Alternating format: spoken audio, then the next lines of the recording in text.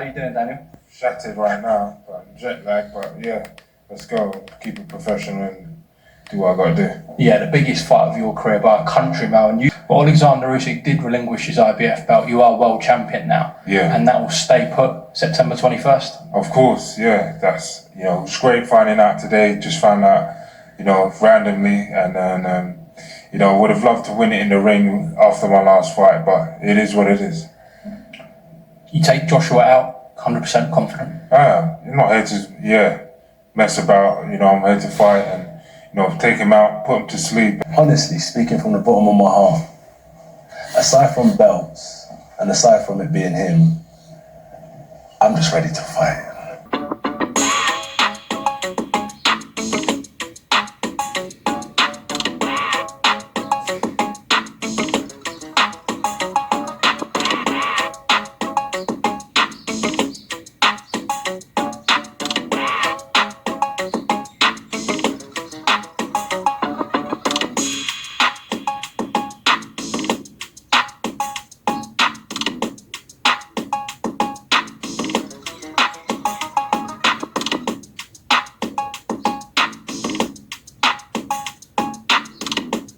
Hello fight fans, welcome to Knockout Cage Boxing News.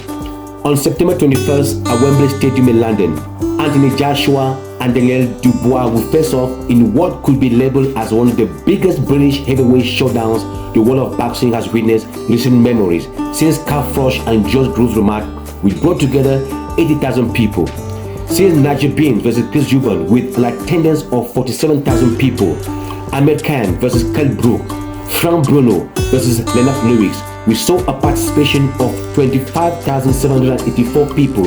See Joe Kazaki versus Chris Eubank, just to name a few. And this time once again, the world is getting ready to witness another incredible British heavyweight matchup between Anthony Joshua and Daniel Dubois at Wembley Stadium for all the British fans and all the lovers of this great sport of boxing, and thanks to Saudi Arabia. The press conference in London this very day. This upcoming bout has been the talk of the town, deservedly, because fight fans, this isn't just a fight, it's a career-defining battle, a do or die for Joshua and a chance for Dubois to start a new reign in the heavyweight division. The stakes, the IBF belt, legacy, and the ultimate bragging rights in British boxing history. Joshua, the former unified heavyweight champion, 34 years of age, 6'6", with an 82-inch reach, 31 fights, 28 wins, 25 of which coming by way of knockout, and 3 losses, is on his way for redemption. Since his shocking loss to Usyk, he's looking to reclaim his throne and erase every doubt. But standing on his way is the fearless young dynamo Daniel the Kingslayer Dubois, who as we speak is still called a paper champion, not because he lacks skills, but because he never won the IBF belt in a real fight. Usyk's victory over the Gypsy King Tyson Fury left a void, and Dubois filled that void by defeating the only eligible contender Herkovich. But now it is time to prove he's not just a placeholder.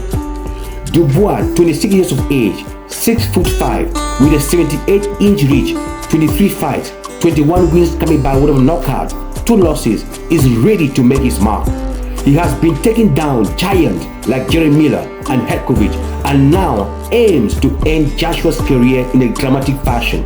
Who will reign supreme at Wembley Stadium? This is the most difficult puzzle boxing fans and boxing pundits alike have been poring over since this fight was announced, with no definite answer. As one of the biggest fans of this sport of boxing, we are privileged to share with you in this video our assessment of the fight. But first of all, remember, the opinion should be your own.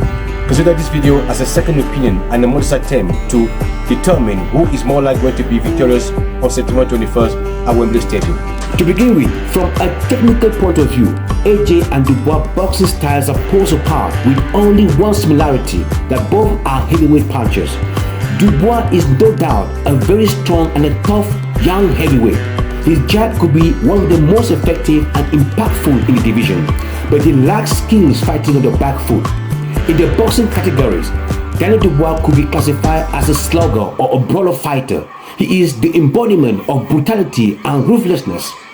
Offensively, he possesses the best balance and knockout capabilities due to his tendency of planting his feet on the ground when fighting.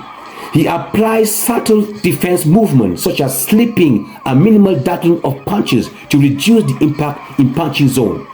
But the reality of the street science of boxing is more to avoid getting hit altogether than to take some of the effect of the punches in your face. With AJ one-punch knockout ability, then Dubois might put himself at the risk of getting knocked out. Also, like most lobbers, Daniel Dubois lacks mobility in the ring and may have difficulty running after AJ should AJ decide to fight the way he fought in his rematch with Andy the Destroyer Ruiz. Daniel Dubois is more successful with fighters with less foot movement as he is able to corner them and make them fall prey to his devastating punching power. His fights with Jerome Miller and Herkovich could be reviewed to demonstrate this fact. His defensive reflexes come into play once a punch is landed. With AJ fast jab, maybe one of the fastest and the most clinical in the division, we might have another Dubois versus the juggernaut DUBOIS.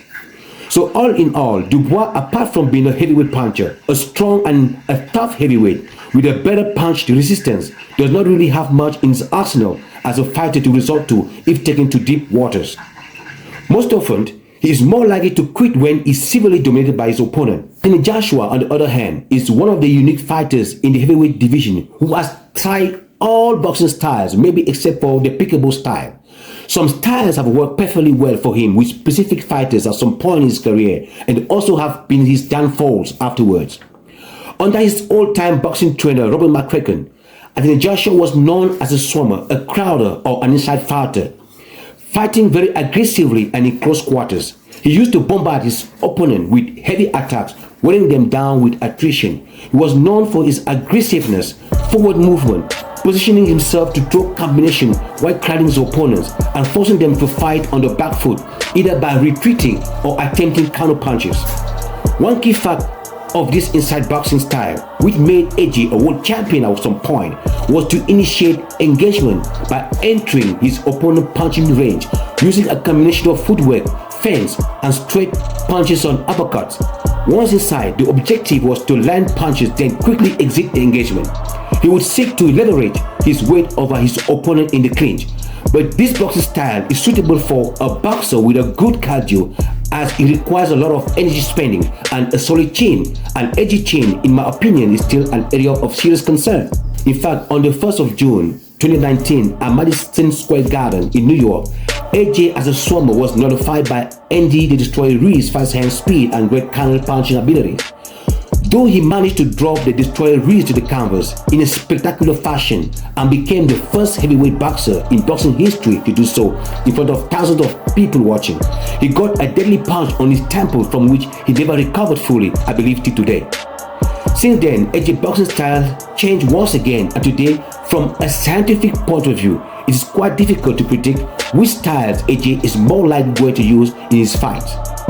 In fact, the psychological impact of getting almost knocked out cold by Andy the Destroyer Ruiz in the first fight changed AJ's boxing style and momentum from a crowder into an out boxer.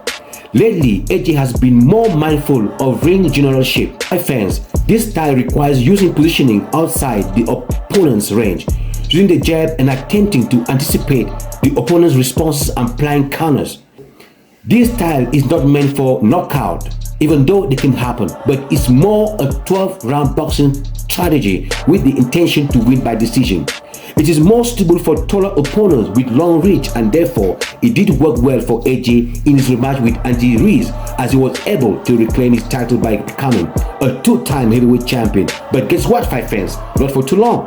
AJ's boxing style came short once again with Usyk, a boxing genius, a more skillful opponent with insane footwork and head movement, a better ring IQ, fast hand speed, and better ring generalship and superior boxing reflexes. 2 times consecutively, AJ was schooled by a master outboxer and couldn't help melting down when he lost for the second time to Usyk, this time by a split decision. The result, all the belts were in the bin before millions of people watching. All boxing fans and boxing pundits alike expressed their desire to see AJ go back to his old aggressive fighting style. But I bet you, fight fan, this is definitely not what AJ would ever want to commit himself to at this time of his career. Not with a heavy puncher like Dubois. Though he tried to still resurrect his old aggressive fighting style lately with some one-trick opponents like Otto Warren and Robert Helenius, he showed a lot of hesitation during some crucial actions where boxing fans expecting him to step on the gas and close the show. For this reason, it is quite possible that at this point of his career, AJ's problem might be a psychological one. Signs like changing trainers within a blink of an eye to redefine his boxing style, confining himself in a dark room for days, and indulging in some sort of capping therapy lately could simply be indicative of his confused mind state. If this is proven to be true, this will be good for AJ going to this fight with Daniel. Moreover, both fighters have a sparring history during which he might have been robbed or floored by Daniel Dubois, and one thing for sure, AJ admitted himself that Daniel Dubois could bang. So for this reason, fight fans, we might have a boring fight on the night where AJ played the outboxer instead of being a crowder. A fight where AJ shows a lot of respect for Daniel's power by limiting his percentage of engagement while fighting from the outside. Therefore, our prediction for this fight is based on the boxing style AJ will decide to use on the night. We already know more or less what to expect of Daniel Dubois. If on September 21st, AJ comes in as an outboxer, he stands a better chance of winning the bout easily without taking too much damage. But this fight might not live up to the boxing fans' expectations and deserve all the current vibe. Because boxing fans come out in numbers to see brutal knockouts in the heavyweight division, not some sort of chess match. If AJ comes out as a crowder, a swimmer, or an inside fighter, then fight fans, believe you me, we have a night of thunder explodes where either man can get knocked out anytime. Especially AJ because of his weaker chin compared to Dubois' chin, and also because of his inferior power punch resistance and his low recovery speed when he gets hurt. Thank you fight fans for being with us throughout this video. I hope you enjoy analysis on the fight. Also, do not forget to subscribe to our channel and turn on the notification bell so that you are informed whenever we drop a new content. Also, leave in the comment section your predictions and who you think is going to win the fight. Thank you so much and see you in the next one.